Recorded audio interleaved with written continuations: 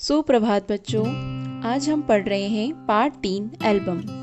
इस पार्ट में हमने पढ़ा था कि सेठ सदानंद शादीराम के घर पहुंचते हैं और वहां पर पुरानी पत्रिकाओं को देखकर कहते हैं कि इसमें जो अच्छी अच्छी तस्वीरें हैं उन्हें आप छांटकर अलग कर लीजिए।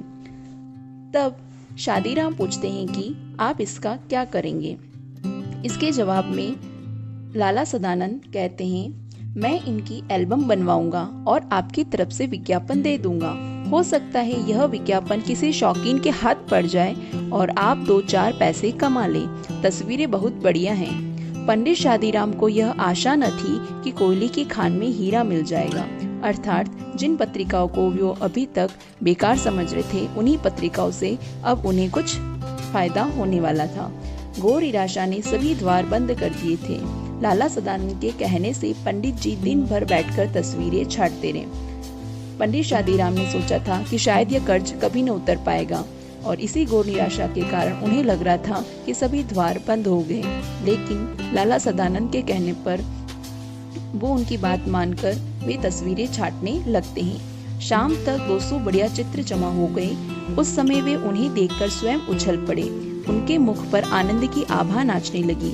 वे उन चित्रों की ओर इस तरह देखते थे मानो उनमें से हर एक में 10 का नोट हो।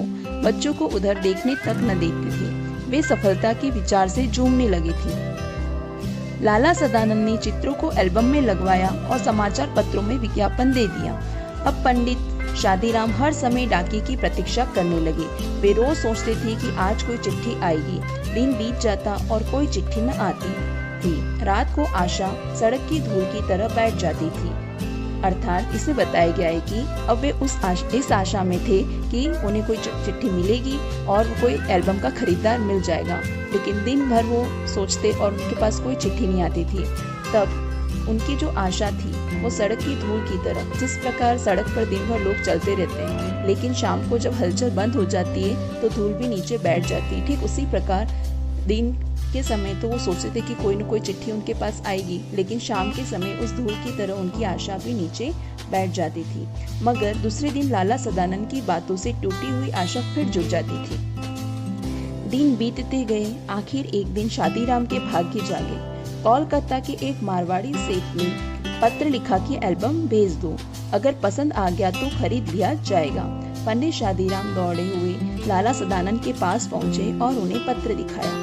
लाला सदानंद ने पत्र को अच्छी तरह देखा और जवाब दिया, रजिस्ट्री कराकर एल्बम भेज दो। शौकीन आदमी मालूम होता है, खरीद लेगा। और मूल्य लिख दो, 1000 रुपए से कम पर सौदा न होगा। इस तरह वो एल्बम भेज दिया जाता है। कुछ दिन बाद उन्हें जवाब में एक बीमा मिला। पंडित शादीराम के हाथ पैरों से ज्यादा उनका दिल कांप रहा था। उन्होंने लिफाफे को खोला और उछल पड़े। उसमें 100 के 10 नोट थे। पहले उनके भाग्य ने करवट बदली थी, अब वह पूर्ण रूप से उठकर बैठ गया। पंडित शादीराम सोचने लगे, अगर 2000 लिख देता तो शायद उतने ही मिल जाते। इस सोच ने उनकी सारी खुशी किरकिरी कर दी।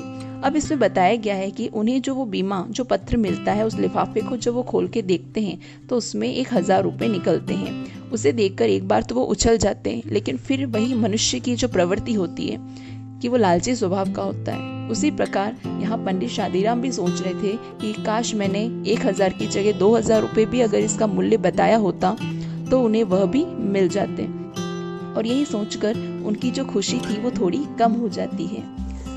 सांझ के बाद वे लाला सदानंद के पास गए और 500 रुपए सामने रखकर बोले, परमात्मा का धन्यवाद है कि मुझे इस मार से छुटकारा मिला। आप अपने रुपए संभाल लीजिए। आपने जो दया और सज्जनता दिखाई है उसे मैं मरते दम तक न भूलूंगा।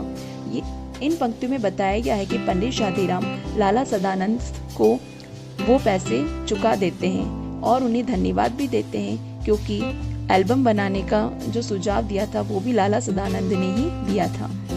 बच्चों, आज हमने जो पाठ पढ़ा है उसमें जहाँ जहाँ भी कठिन शब्द आ रहे हैं उन्हें आप रेखांकित कीजिए और पाठ में आए शब्दार्थ को याद कीजिए। आगे का पाठ हम अपनी अगली कक्षा में पूरा करेंगे।